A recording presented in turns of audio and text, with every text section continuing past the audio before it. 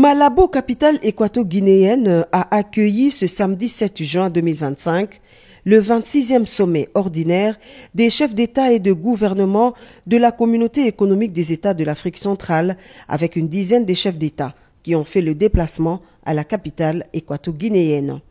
Parmi eux, Félix Antoine Tshisekedi Tshilombo, président de la République démocratique du Congo, arrivé en début de matinée à Malabo.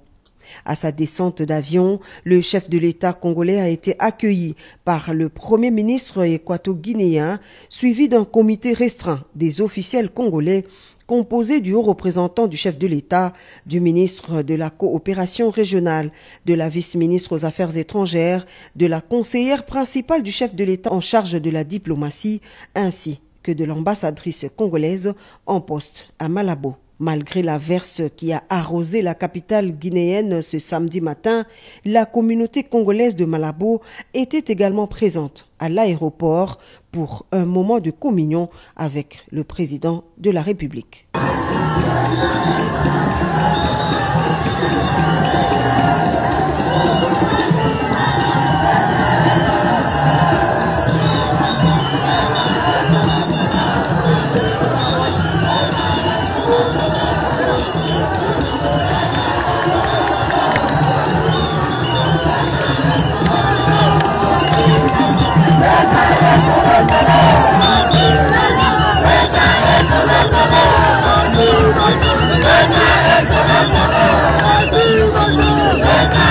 Et juste après, les dirigeants de la CEAC et leurs délégations respectives se sont retrouvés au palais de congrès de Malabo où le président Tshisekedi a eu un bref entretien avec son homologue équato-guinéen Teodoro Obiang Nguema, également hôte du sommet. C'est sous le coup de 14 heures, heure locale, qu'intervient la cérémonie d'ouverture qui a connu 4 principales allocutions.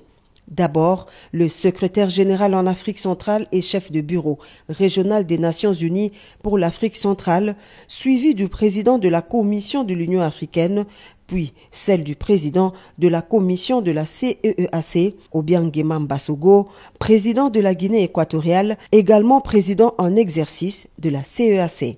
Les conférenciers se sont ensuite retirés pour une séance à huis clos de plus de 3 heures.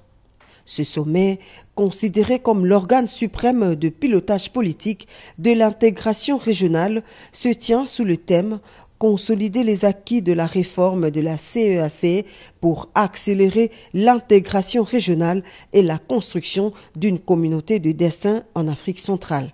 Un autre point fort de cette 26e session du sommet de la Communauté économique des États de l'Afrique centrale, c'est la reconduction de la Guinée équatoriale pour la poursuite de la présidence de l'organe sous-régional africaine pour un mandat d'1 an. À l'issue du huis clos entre les chefs d'État, le ministre congolais en charge de l'intégration régionale, Didier Manzenga Mukanzu, fait le point. Et des travaux ont commencé depuis le 30. Avec le ministère sectoriel, des experts, et ça a été sanctionné par le conseil de ministres de la CAC.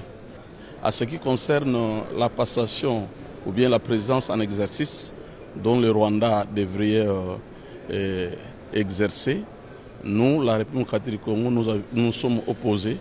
Nous avions présenté la situation politique et nous avions rappelé que le Rwanda c'est le pays agresseur. À ces qualités-là, il est un pays belligérant. Il ne pourrait pas prendre la présidence en exercice. Suivi par le chef d'État et de gouvernement, il a été décidé que la Guinée équatoriale garde la présidence en exercice, que le Rwanda règle d'abord ses différends avec la République démocratique du Congo. La cérémonie de clôture a été sanctionnée par la lecture du communiqué final par le président de la commission de la CEAC. C'est tard dans la soirée que le président de la République démocratique du Congo a repris le ciel pour Kinshasa, la capitale.